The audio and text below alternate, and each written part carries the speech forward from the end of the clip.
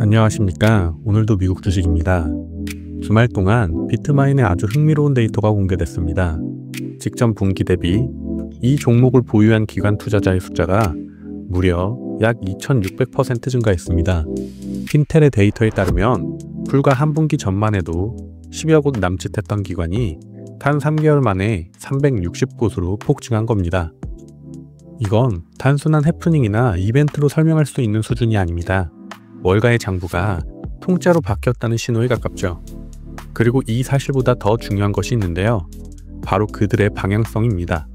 핀텔의 공시 데이터를 기준으로 이 360곳의 기관을 자세히 분해해보면 아주 일방적인 그림이 나옵니다. 이 360개 기관 중 순수하게 롱 포지션, 즉 비트마인 주식을 매수하거나 보유하는 포지션만 SEC에 신고한 기관이 338곳에 달합니다. 반대로 비트마인의 하락에만 베팅하는 숏온리 포지션을 신고한 기관은 몇 곳일까요? 단 2곳뿐이죠. 자, 지금 338대 2라는 비트마인을 만지는 기관 중 94%가 롱 쪽에 서 있는 압도적인 포지션 불균형을 보고 계십니다. 이것이 바로 이번 공시가 보여주는 첫 번째 핵심 시그널입니다. 그런데 더 결정적인 포인트는 이 338개의 롱 리스트에 어떤 이름들이 올라와 있느냐는 겁니다. 가장 먼저 눈에 띄는 이름은 ETF의 왕이죠. 블랙록입니다. 전 세계 ETF 시장을 쥐고 있는 아이쉐어스의 브랜드를 소유하고 있습니다. 블랙록은 비트마인을 약 1억 7,700만 달러, 우리 돈으로 2천억 원이 넘는 규모를 보유하고 있습니다. 이것이 의미한 바는 명확합니다. 비트마인이 더 이상 밈 주식이 아니라 세계 최대 자산 운용사의 공식 포트폴리오 안에 편입되었다는 뜻입니다. 다음은 인덱스의 제왕 뱅가드입니다. S&P 500 같은 시장 인덱스를 추종하는 패시브 운용의 원조죠. 뱅가드 역시 1억 5천만 달러에 가까운 비트마인 포지션을 보유한 것으로 집계됐습니다. 자, 또 있습니다. 최근 부자들의 자산관리 본진으로 완전히 무게중심을 옮겼죠. 모건 스탠리도 발표했습니다. 모건 스탠리는 비트마인에 대해 무려 5억 355만 달러, 현재 환율로 거의 7천억 원에 육박하는 거대한 롱 포지션을 들고 있습니다. 이 정도 규모는 기관의 자산관리 영역과 펀드 레벨에서 비트마인을 아주 의미 있는 사이즈로 포트폴리오에 편입시키기 시작했다는 강력한 증거입니다. 그리고 제가 많이 언급했죠. 파괴적 혁신의 아이콘 캐시우드의 아크 인베스트가 약 3억 8,800만 달러 규모를 보유하고 있다고 발표했습니다. 미국 리테일 투자자와 401k 연금 시장의 거물인 피델리티 역시 3분기에 약 3억 1,300만 달러가 넘는 규모의 포지션을 신규로 구축한 것이 확인됐습니다. 자, 한번 보시죠. ETF의 왕, 인덱스의 제왕, 전통 IB의 자산관리 본진, 파괴적 혁신 테마, 그리고 리테일 연금 거물까지. DNA가 완전히 다른 이 거대 기관들이 일제히 비트마인 롱 포지션이라는 하나의 테이블에 모여 앉은 겁니다. 이 6개 기관 포지션만 단순 합산해도 15억 달러가 넘습니다.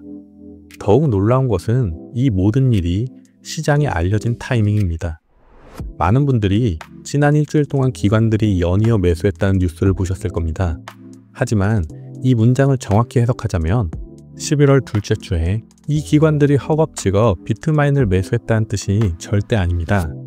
13F라는 공시는 분기 말, 즉 9월 30일을 기준으로 그 시점에 우리가 이만큼 들고 있었다라는 현황을 45일 이내인 11월 중순까지 SEC에 보고하는 제도입니다.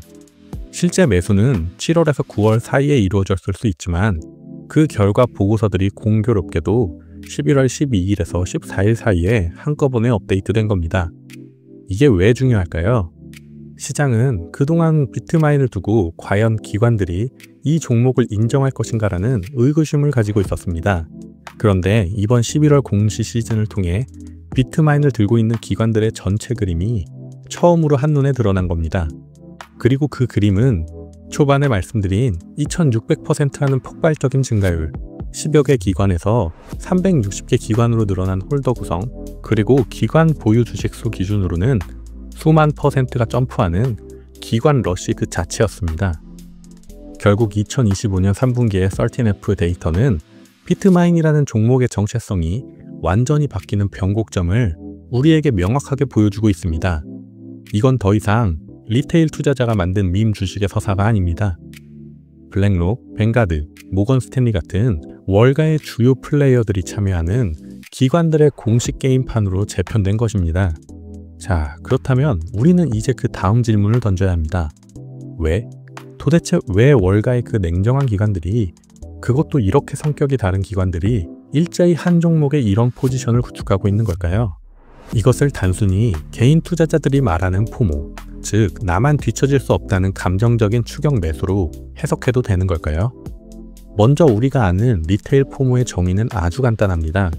차트가 급등하고 커뮤니티에서 화제가 되면 나만 안 사면 손해라는 불안감에 뒤늦게 뛰어드는 심리죠. 하지만 기관 포모는 완전히 다른 차원의 이야기입니다. 이들의 포모는 감정이 아니라 커리어 리스크라는 지극히 현실적이고 냉정한 계산에서 나옵니다. 월가에서 아주 유명한 오래된 격언이 하나 있습니다. IBM 주식을 샀다는 이유로 해고당한 펀드 매니저는 아무도 없다. 이 문장 하나가 기관 포모의 모든 것을 설명해 줍니다. 이게 무슨 의미일까요? 펀드 매니저의 세계는 수익률로만 평가받는 것 같지만 실제로는 동료 혹은 벤치마크 대비 성과로 평가받습니다. 만약 남들이 다 사는 IBM 같은 대형 블루칩 시장의 대표 주식을 샀다가 손실이 나면 변명이라도 할 수 있습니다. 시장이 안 좋았고 다 같이 물렸다라고 말이죠. 하지만 반대의 경우는 어떨까요? 모두가 AI 혁신을 이야기하며 엔비디아를 살 때 나 홀로 그 서사를 부정하며 포트폴리오에 단 한 주도 담지 않았다고 가정해 보시죠. 그리고 엔비디아가 정말로 지수 상승을 이끌었다면 이건 소신이 아니라 무능이 됩니다. 고객과 상사의 분려가 왜 우리 펀드만 엔비디아가 없느냐? 이런 질문에 답해야 하죠. 이것이 바로 커리어 리스크입니다. 하버드 비즈니스 스쿨의 고전 논문들에서도 이미 증명된 바 있습니다. 매니저들은 자신의 평판과 커리어를 지키기 위해 혼자 틀리는 것보다 다 같이 틀리는 쪽을 선택하는 군집 행동을 보인다는 겁니다. 즉, 기관에게 포모는 돈을 못 벌까봐가 아니라 나만 못해서 커리어가 끝날까봐 두려워하는 생존 본능에 가깝습니다. 이런 패턴은 과거에도 여러 번 반복됐습니다. 2020년 테슬라 랠리 당시 톰 리는 보고서 제목을 아예 이렇게 뽑았습니다. 테슬라 랠리는 단순한 숏 커버링이 아니라 러셀 그로스 매니저들의 포모다.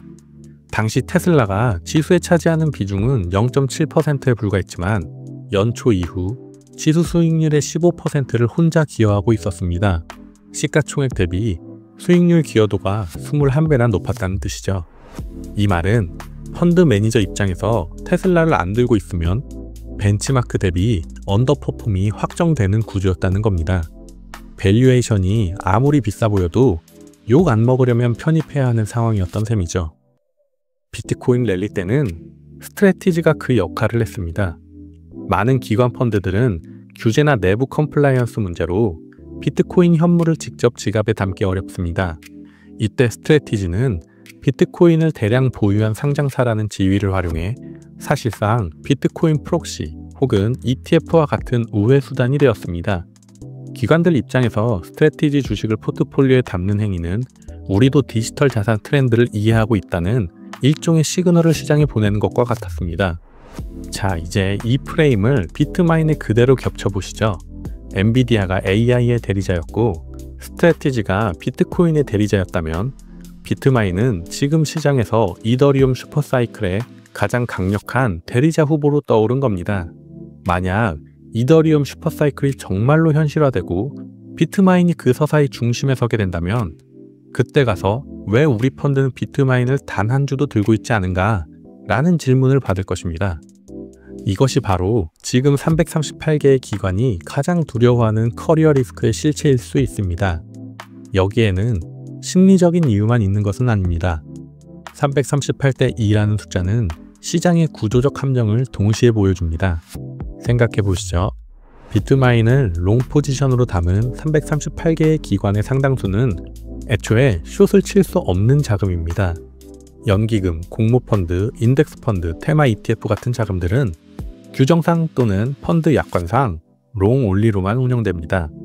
이들의 선택지는 사거나 혹은 안 사거나 둘 중 하나뿐이지 이건 비싸니까 숏을 치자는 옵션 자체가 테이블 위에 없습니다. 반면 숏은 어떻습니까? 롱 포지션은 최대 손실이 원금 100%로 정해져 있지만 숏 포지션은 잠재 손실은 이론상 무제한입니다. 비트마인처럼 단기간에 300%가 넘게 상승할 수 있는 종목을 상대로 숏을 잡는다는 것은 이더리움 슈퍼사이클이 현실화되었을 때 단 한 번의 숏 스퀴즈만으로도 운용 커리어가 끝날 수 있는 매우 위험한 베팅입니다. 기관 입장에서 비트마인이 아무리 비싸 보인다고 한들 굳이 이 종목을 숏칠 이유가 없는 겁니다. 차라리 덜 위험한 다른 종목을 숏하는 것이 훨씬 합리적인 선택이죠. 결국 비트마인이 가진 지금의 구조는 이렇습니다.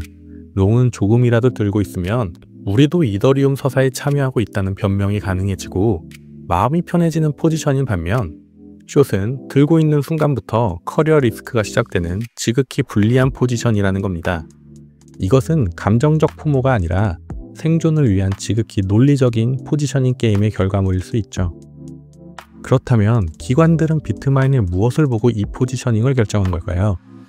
비트마인은 2025년 11월 10일 기준 약 350만 개의 이더리움을 보유하고 있다고 공식 발표했습니다.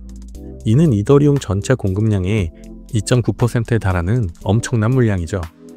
이 숫자로 비트마인은 세계 1위의 이더리움 트레저리이자 비트코인의 스트래티지에 이어 전 세계 2위 크립토 트레저리라는 타이틀을 공식화했습니다. 하지만 이상합니다. 기관들이 정말 이더리움을 좋게 본다면 비트마인 주식이 아니라 그냥 이더리움 현물이나 ETF를 사면 되는 거 아닐까요? 도대체 왜 월가는 스트래티지나 비트마인 같은 대리자를 필요로 하는 걸까요? 아크 인베스트의 리포트는 비트마인 같은 DAT를 비트코인이나 이더리움 같은 디지털 자산을 대차 대조표에 직접 올려놓은 기업이라고 정의합니다. 투자자는 이 회사 주식을 사는 것만으로도 해당 코인에 간접적으로 노출되는 방식이죠. 이 구조가 기관들에게 왜 매력적일까요? 결정적인 이유는 규제와 편의성입니다. 연기금, 공모펀드, 은행의 랩 어카운트 같은 거대 자본은 내부 규정이나 컴플라이언스 문제로 인해 암호화폐 지갑을 만들고 현물을 직접 보유하는 것이 사실상 불가능에 가깝습니다. 회계 처리와 리스크 관리가 너무 복잡하기 때문이죠. 하지만 비트마인은 어떤가요? 이 종목은 뉴욕 증권거래소에 상장된 정식 미국 주식입니다. 펀드 매니저 입장에서는 복잡하게 지갑을 관리할 필요 없이 그냥 미국 주식 한 종목을 기존 포트폴리오에 편입하는 것과 똑같은 절차로 비트마인을 매수할 수 있습니다. 이더리움의 복잡한 온체인 리스크는 비트마인이라는 래퍼가 대신 감당하고 기관은 그 주식만 사면 되는 아주 편리한 구조인 셈이죠. 심지어 유동성도 완벽에 가깝습니다. 비트마인은 회사 발표 자료 기준으로 미국 전체 상장 주식 중 1일 거래 대금 기준 20위권에 들었고 하루 평균 28억 달러, 우리 돈으로 수조 원이 거래될 정도였습니다. 연기금이나 대형 헤지펀드가 수천억 단위로 사고 팔아도 시장이 버텨주는 깊은 호수라는 뜻이죠. 이더리움 슈퍼사이클은 믿지만 현물은 살 수 없는 기관들에게 비트마인은 가장 논리적이고 효율적인 이더리움 래퍼로 포지셔닝 하는데 성공한 겁니다. 지난 사이클에서 월가는 스트래티지를 비트코인 프록시로 선택했습니다. 오늘 우리가 본 이 338대 2라는 숫자는 상당히 의미가 있다고 생각합니다. 저는 이것을 월가가 이번 사이클의 이더리움 프록시로 비트마인을 선택하고 있다는 강력한 신호라고 생각합니다. 감사합니다.